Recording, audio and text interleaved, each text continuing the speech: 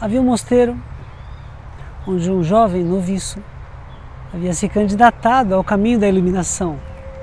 Só que havia um pacto entre o mestre e o discípulo, onde o mestre sugeriu ao discípulo uma espécie de voto de silêncio.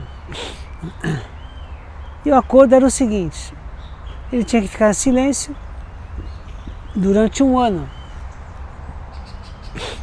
E após o término desse 1 ano de voto de silêncio, o mestre foi ao discípulo e o discípulo tinha direito a 2 palavras.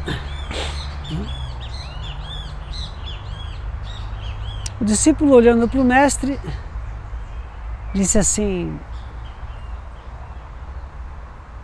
cama dura. O mestre sorriu, foi embora. Passou mais 1 ano, o discípulo foi até o mestre e tinha direito a mais 2 palavras. E o discípulo disse: comida ruim. O mestre deu uma risadinha assim e foi embora. No 3º ano, como já estava acabando a paciência dos dois, o discípulo foi à sua reunião com o mestre, que estava pronto para escutar, e o discípulo tinha direito a 2 palavras. E o discípulo disse: vou embora. E o mestre respondeu: reclama demais. Esse discípulo somos nós. Às vezes temos tão pouco tempo, tão poucas palavras, tão pouca energia, e ainda usamos o pouco tempo, a pouca energia, o pouco espaço para que as pessoas nos escutem para reclamar. Pelo amor de Deus, você pode reclamar. A reclamação é como aquela higiene que você faz. Um exemplo: quando você vai no toalete fazer pipi, é normal, né? Como dizia meu pai, sai na urina, são muita sujeira que está saindo. Mas você não vai fazer xixi na frente de todo mundo, né? O que faziam os gregos? Os gregos tinham uma espécie de orelha, uma orelha de mármore, que depois no cristianismo se usou como uma espécie de confessionário. Tiraram a orelha e colocaram um padre lá atrás. Eu não vou entrar no aspecto histórico, mas talvez fosse que os padres queriam ter algumas informações, né? Os padres queriam naquela época, não vou dizer hoje, tá? Eles queriam ter alguma informação com relação às reclamações, queriam escutar as pessoas, queriam ter alguns segredos. Mas o que os gregos faziam? Um local com uma espécie de catarse, para a pessoa, desculpa a expressão da palavra, mas a pessoa tinha que vomitar aquilo, né? Ela tinha que colocar aquilo para fora, porque ela não conseguia digerir aquilo. O que acontece com as nossas reclamações? São coisas que não aceitamos, não queremos compreender, e mais importante de tudo, são fugas, porque é muito mais fácil reclamar do que se corrigir, assumir a responsabilidade e fazer o que nós temos que fazer. Observe a pessoa que tem muita coisa para fazer. Ela não perde tempo criticando ou reclamando, porque tem muita coisa para ser feita. Geralmente quem reclama, quem se isenta ou se ausenta do compromisso da ação, não quer fazer, por isso reclama. É uma coisa inconsciente.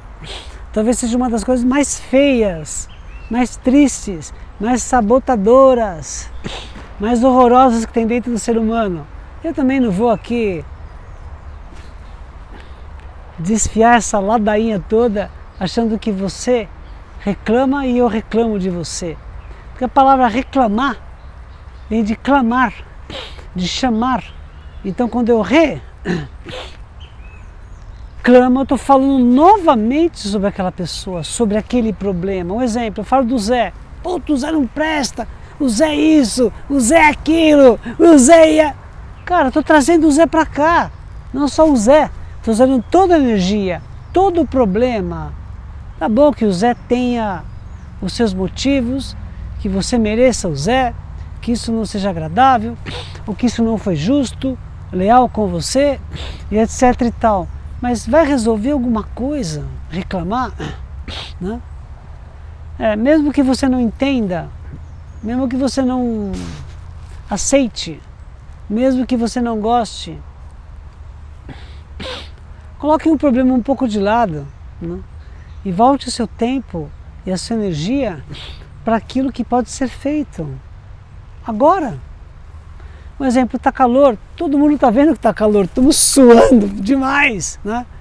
Cara, faz o que pode, toma um sorvete, um refrigerante, liga o ar-condicionado, joga uma água no rosto, ou vai do mesmo jeito, né? Se treina, aprenda a passar por isso, tenha um mínimo de honradez, de dignidade, de fortaleza, né?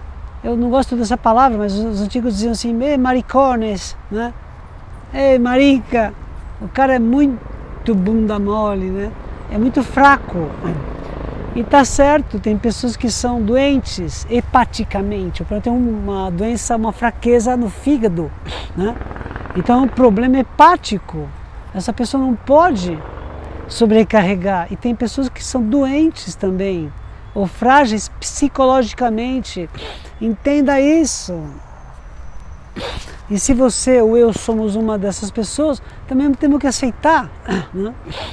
Mas reclamar não resolve, reclamar não ajuda, reclamar não acrescenta, reclamar diminui, diminui para você e diminui para os outros. Faça um teste de observar que quando a gente está prestes a reclamar, parece que não é a gente. Eu não queria dizer isso, né, porque não tem nada a ver com o vídeo, nem com a minha cultura, nem com nada sobre o nosso curso aqui. Mas parece uma coisa do diabo. É horrível essa expressão.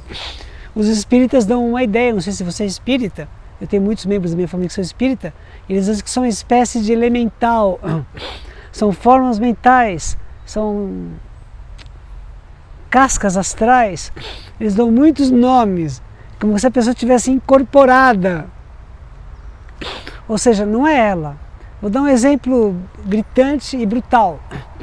Aí você vê uma pessoa que é bêbada, né, que está alcoolizada, e ela tem alguns transtornos da personalidade, parece que não é a pessoa, que ela está irritada com alguma coisa, como se estivesse vendo, são espécies de alucinações que a pessoa tem.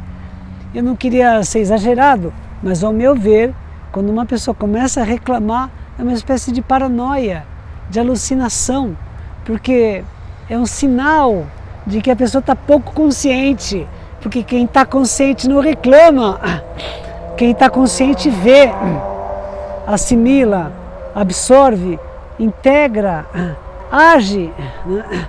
Ou não age, mas não reclama, né? Faça um teste então, só pelas próximas 24 horas, se comprometa a não reclamar, só para você ver como você se sente, e depois você coloca os seus comentários.